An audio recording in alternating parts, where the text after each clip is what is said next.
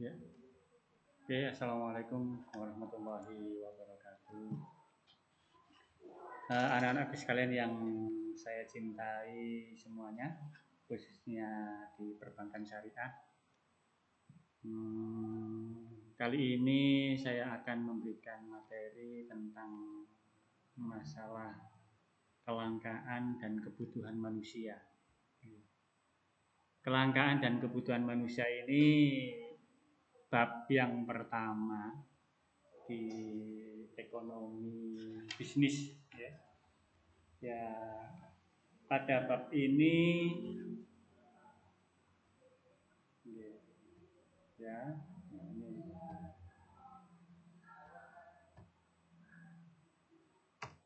ini ya, oke. Nah, ini kita berbicara tentang masalah kelangkaan dan kebutuhan manusia. Ya, bentar.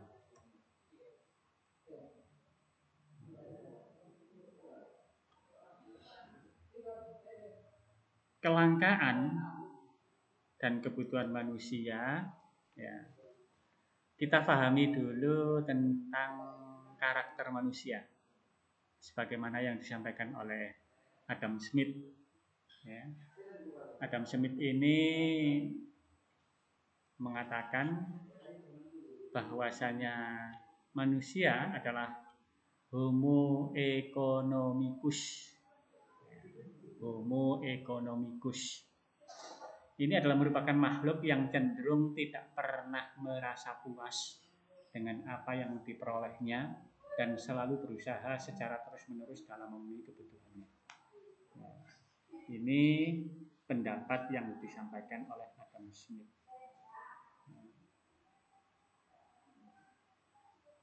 Sekarang kan kita belajar tentang masalah kebutuhan manusia. Kalau acuannya itu apa yang disampaikan oleh Adam Smith,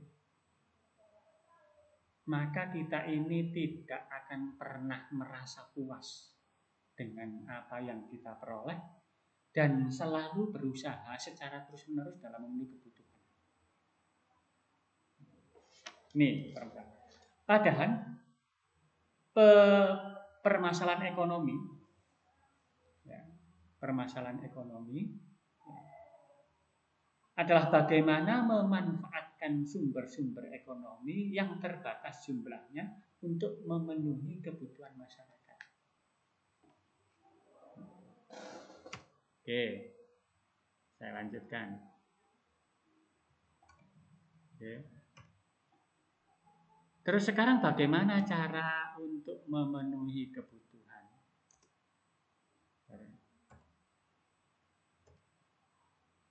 Oke. Cara memenuhi kebutuhan.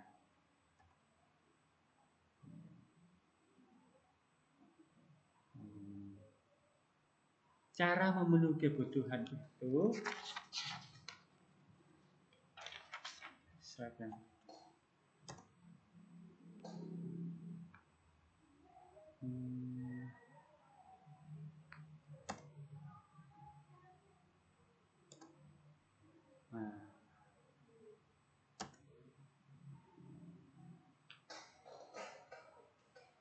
kita pahami dulu, ya, arti kebutuhan.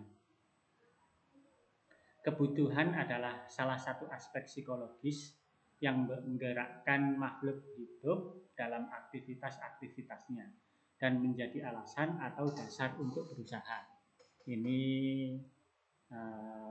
menurut referensi dari Wikipedia. Kemudian juga kebutuhan adalah setiap hal yang timbul secara naluriah yang sangat diperlukan oleh manusia untuk bisa bertahan hidup dan menjalankan berbagai aktivitas. Ini definisi daripada kebutuhan.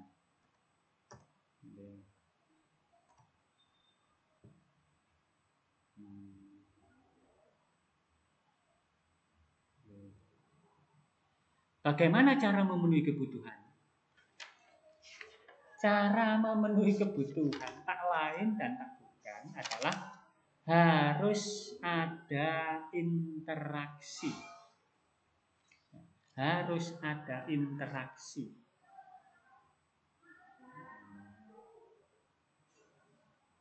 Kenapa harus ada interaksi?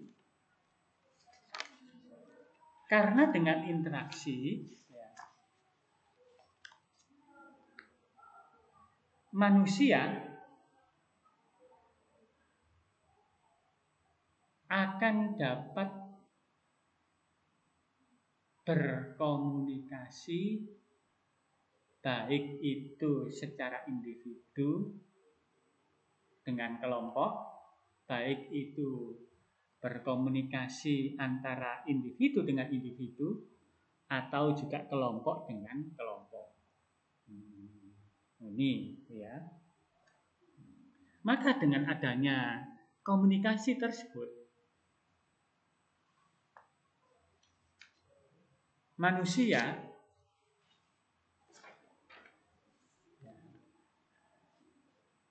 sebagaimana yang disampaikan oleh Adam Smith,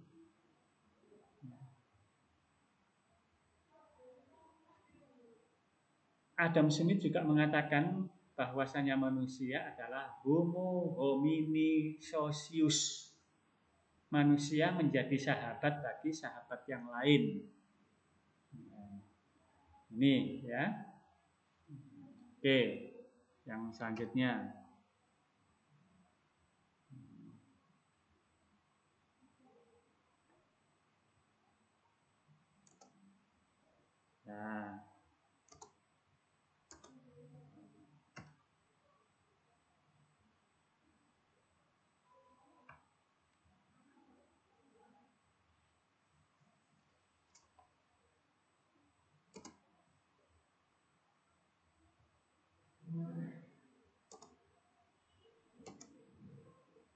Nah, ini.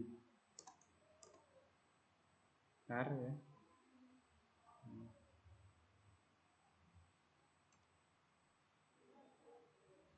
Macam-macam kebutuhan hidup manusia. Nah, ini ya. Sekarang ada beberapa hal. Yang pertama berdasarkan intensitasnya, kebutuhan itu dibagi menjadi 3, yaitu kebutuhan primer, kebutuhan sekunder, dan kebutuhan tersier. Nah, apa yang dimaksud dengan kebutuhan primer? Yaitu kebutuhan pokok, ya. Kenapa dinamakan dengan kebutuhan primer atau kebutuhan pokok?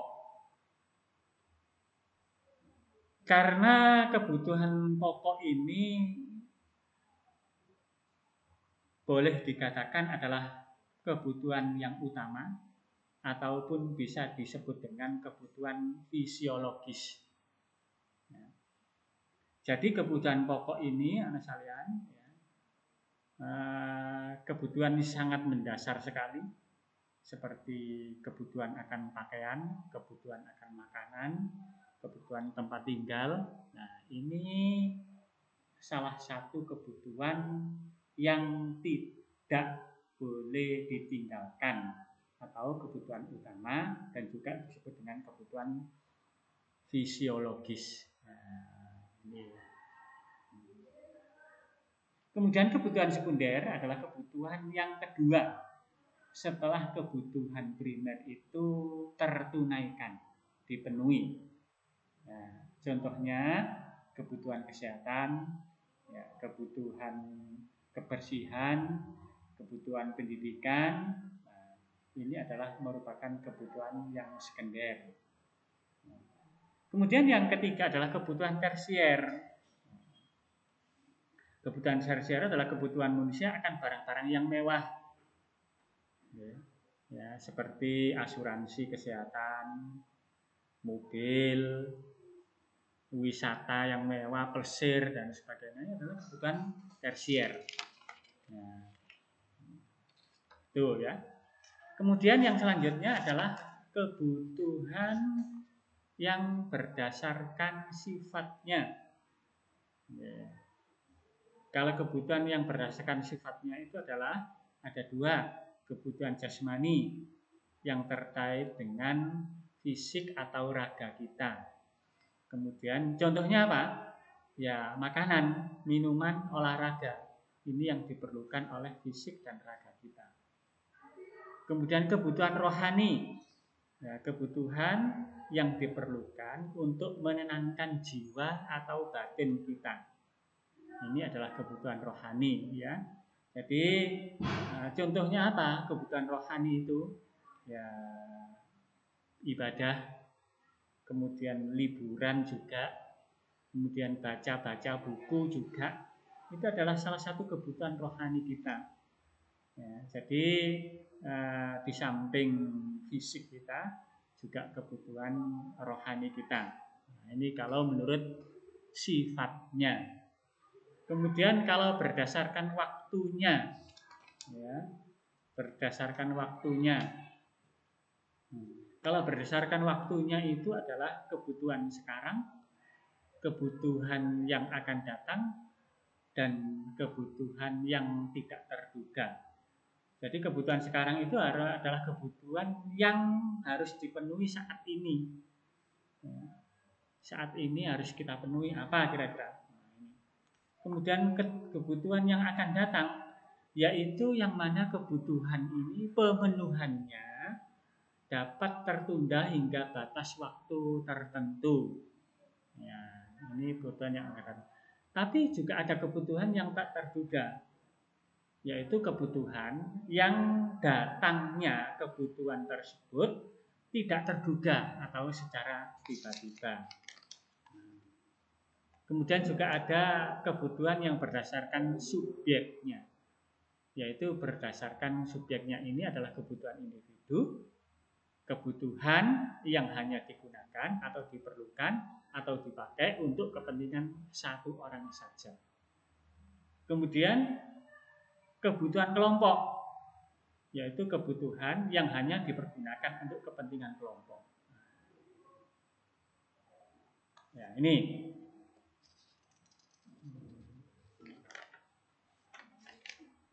Ini untuk macam-macam kebutuhan.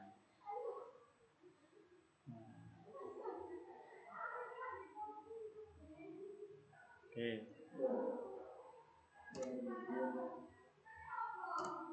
Nah, ini. Ada perbedaan antara kebutuhan dengan keinginan.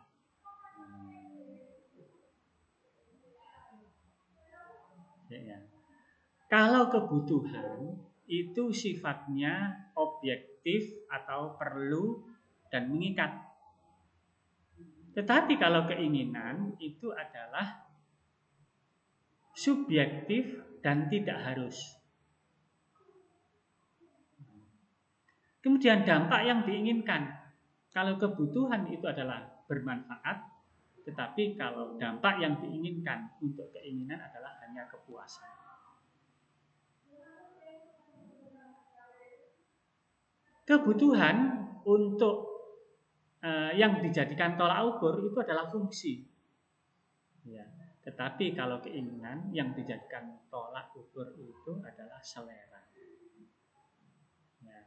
Jadi kalau keinginan, ya keinginan itu, ya contohnya tidak harus dibeli, tidak terlalu penting, butuh pertimbangan atau bisa digantikan. Tetapi kalau kebutuhan itu harus dibeli, tidak tergantikan, tanpa pertimbangan, penting dan darurat.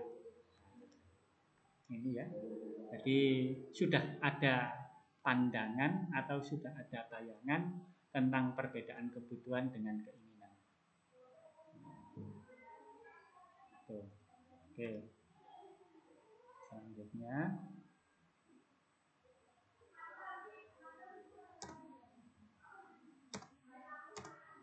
Oke.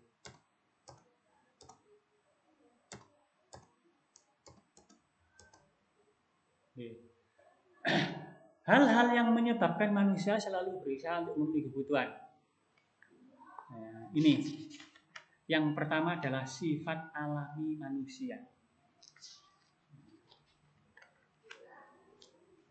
Ya, sifat alami manusia itu kalau dikatakan oleh Adam Smith tadi, itu mereka selalu merasa kurang dan ingin lebih dari yang lain.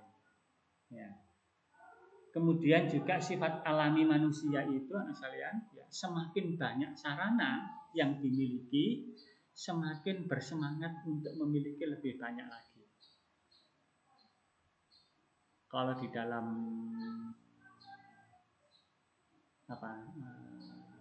salah satu riwayat, ya, manusia itu kalau diberi kekayaan ataupun emas satu gunung gitu, maka tidak akan merasa puas.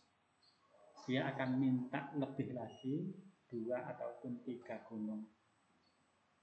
Ya, itu adalah ciri sifat alami manusia. Jadi itulah mungkin banyak benarnya kalau apa yang disampaikan oleh Adam Smith, bahwasanya makhluk yang namanya manusia itu adalah makhluk yang cenderung tidak pernah merasa puas dengan apa yang diperolehnya dan selalu berusaha secara terus-menerus dalam memenuhi kebutuhannya, yaitu Adam Smith. Itu. Ya. Kemudian yang kedua adalah faktor alam dan lingkungan. Ya. Jadi lingkungan tempat tinggal itu mempengaruhi pola hidup seseorang. Contoh anak sekalian, kalau seumpama lingkungan tempat tinggal kita ini mungkin barangkali di daerah semacam pesisir, ya, maka yang kita butuhkan adalah kapal, jaring, dan lain sebagainya untuk berusaha memenuhi kebutuhan kita, yaitu menangkap ikan. Ya. Tetapi kalau seumpama lingkungan atau faktor alam yang ada di sekitar kita itu adalah mayoritas petani, maka profesi mayoritas adalah orang-orang petani, yang dibutuhkan adalah alat pertanian.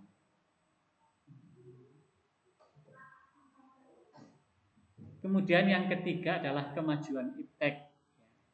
Semakin banyak penemuan-penemuan baru dan produk-produk baru yang sebelumnya tidak ada, maka orang berupaya untuk memperolehnya atau untuk berupaya memilikinya.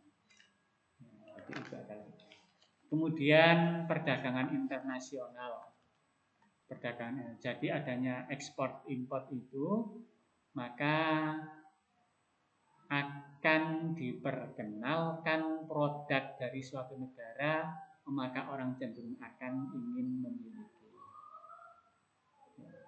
Ya, sekarang kan banyak ya produk-produk impor yang berkeliaran di sekeliling kita. Contohnya, anak sekalian, banyak sekali, mulai dari apa yang kita pakai, seperti pakaian, ya, itu juga bahan-bahannya banyak yang impor. Bahkan makanan yang kita makan, contohnya kalau Anda ke pasar buah, ya, itu banyak sekali buah-buahan impor. Nah, ini ya. Bahkan juga sarana yang kita pakai seperti sepeda motor, kemudian mobil, ya, itu adalah import semuanya, barang-barang import semuanya. Karena produk-produk atau merek-merek yang berkeliaran di sekeliling kita, sepeda motor, itu adalah bukan milik merek bangsa Indonesia, tetapi adalah merek bangsa yang lain. Honda, Suzuki, Yamaha, Kawasaki itu adalah produk dari Jepang. Mobil juga gitu, Toyota dari Jepang, Suzuki juga dari Jepang, kemudian juga apalagi dan lain sebagainya. Ya. Ini. Kemudian yang tidak kalah pentingnya adalah yaitu demonstration effect, ya, kebiasaan orang untuk meniru apa yang dilakukan orang lain. Nah, ini kan kita ini biasanya sering niru, ya, niru ini, niru dan lain sebagainya. Itulah demonstration effect itu, kebiasaan orang untuk meniru apa yang dilakukan orang lain. Nih, ya. Kemudian cara mengatasi kelangkaan terhadap kebutuhan ekonomi relatif terbatas. Maka yang pertama adalah membuat skala prioritas. Membuat skala prioritas. Jadi kira-kira kalau kita punya finansial, keuangan, maka kebutuhan itu di skala prioritaskan. Mana yang lebih utama, ya, mana yang lebih pokok, kemudian mana yang sekiranya dapat ditunda, mana yang sekiranya tidak dibeli, dan sebagainya. Jadi harus ada penentuan skala prioritas.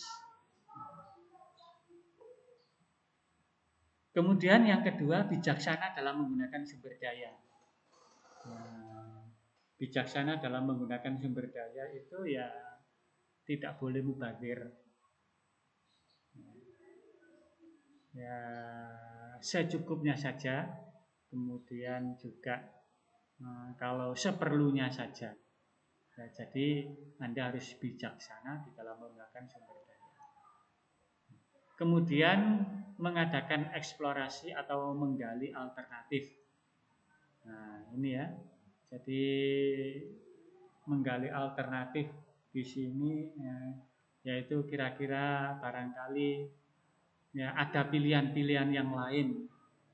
Ya, ada pilihan-pilihan yang lain yang mana dengan pilihan-pilihan ini mungkin barangkali ya cukup untuk menopang kebutuhan ekonomi yang terbatas tersebut. Contohnya apa? Mengadakan eksplorasi atau menggali alternatif itu. Ya, kita kan ada beberapa pilihan. Ya, ada beberapa pilihan seumpama nasi, ada jagung, ada sagu. Ya. Kemudian juga ada tepung atau roti dan sebagainya. Jadi itu kita kaji bahan-bahan itu yang sekiranya mungkin disesuaikan dengan kebutuhan kita, disesuaikan dengan sumber daya kekuatan kita, kekuatan finansialnya.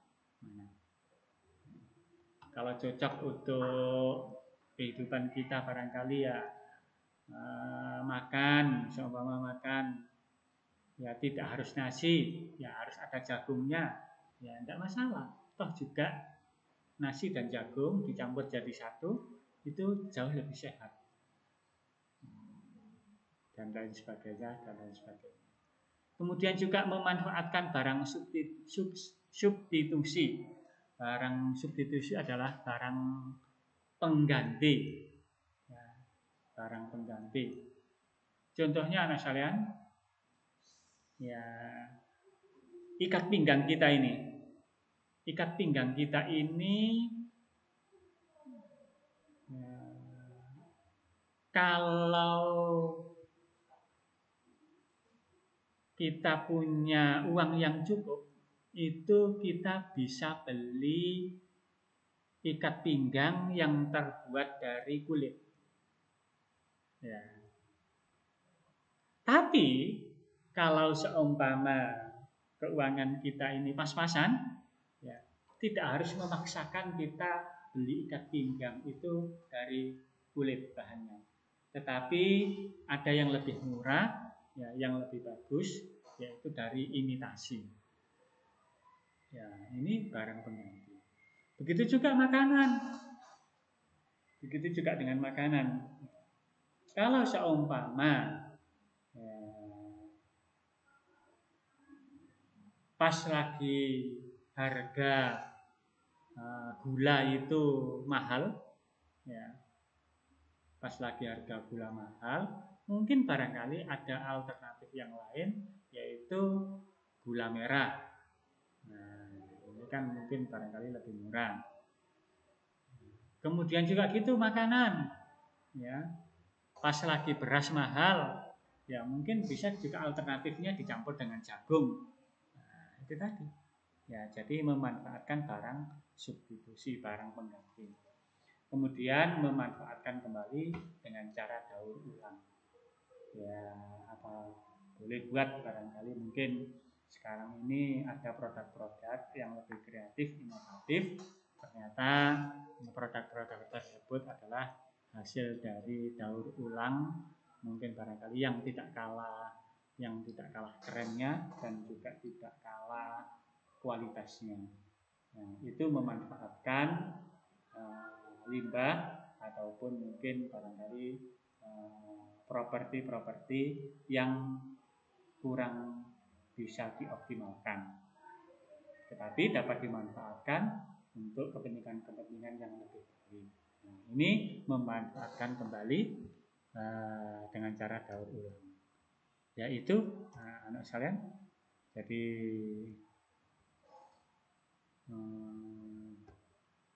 sekali lagi, ya, sekian dari saya. Assalamualaikum warahmatullahi wabarakatuh.